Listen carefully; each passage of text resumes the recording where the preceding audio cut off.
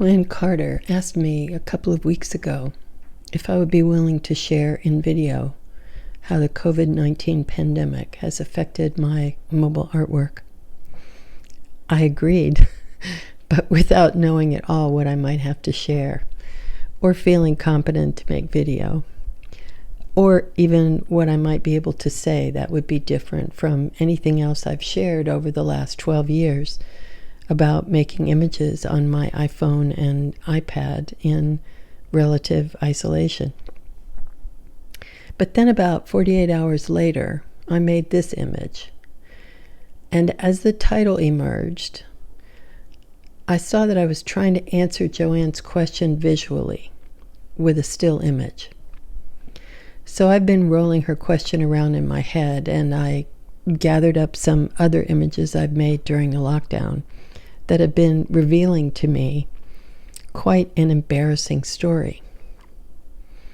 So when the lockdown began, I was a small business owner who had been using the kinds of tools that so many of us are using now every day to WFH, meaning work from home. I've been using them since 1990, when I still lived in Austin, Texas. And I have continued using them in Southern Oregon since I moved up here in 2006. I used to help technology companies coordinate their global teams outside of email, using text-based project management and virtual meeting tools. Shortly after I moved to Oregon, I shifted to using those same kinds of tools to teach teachers and consultants around the globe how they could share their expertise without having to travel long distances all the time. And then in 2008, when I fell in love with mobile imaging, I started sharing my own expertise using virtual meeting tools. And the last time I counted, I've coached 57 mobile digital photographers and artists using Hangout and Zoom. So I've had a long time to get used to WFH and the accompanying isolation. What happened for me early in March, when the pandemic put all of us into the lockdown experience, was I got stopped dead in my tracks for compensating for working all day from home, all by myself, by going out to eat every morning at the Talent Cafe and other places where I could see and hear real people face to face and touch and smell them like a regular person before going back home to work in isolation for the rest of the day. Not being able to go to restaurants or to the YMCA has been really hard because, as you may be discovering yourself, working and living at home is very isolating. I developed a crusty attitude about it myself since I've been living in Oregon.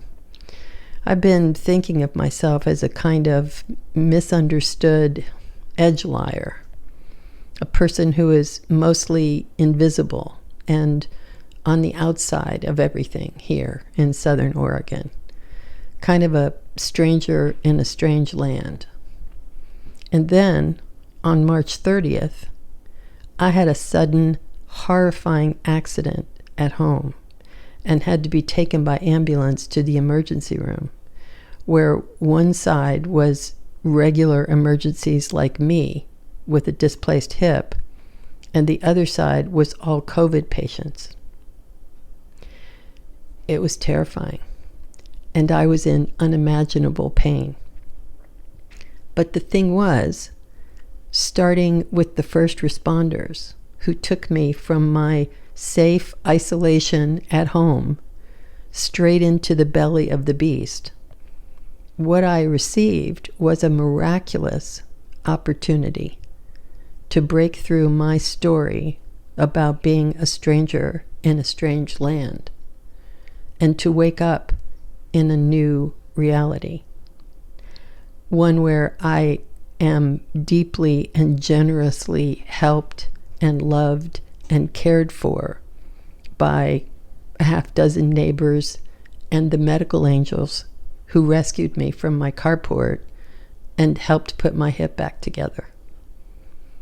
It was life-changing. Their kindness exposed how lost I've been in my private experience of culture shock, because I moved from technology central to rural America, where nobody had any idea about the kind of world I came from. And I had little idea about their world either. So what I've gained from the lockdown, paradoxically, as my neighbors and my images are continuing to teach me, has been an end to my self-imposed isolation and another chance to practice being human. No matter what's going on, or where we are, or what the hell we do with our time here, we can all give and receive loving kindness. And that's the most important thing we can do with our days. What a gift. So I hope you understand my embarrassing epiphany. And if you do, and you're now more comfortable using Zoom these days, I'd love to connect with you there. I'm still coaching teachers and other mobile artists, only now I'm doing it without my old story about being a stranger in a strange land. I'm always grateful when Joanne gives me an invitation to share, and I thank you for looking and listening.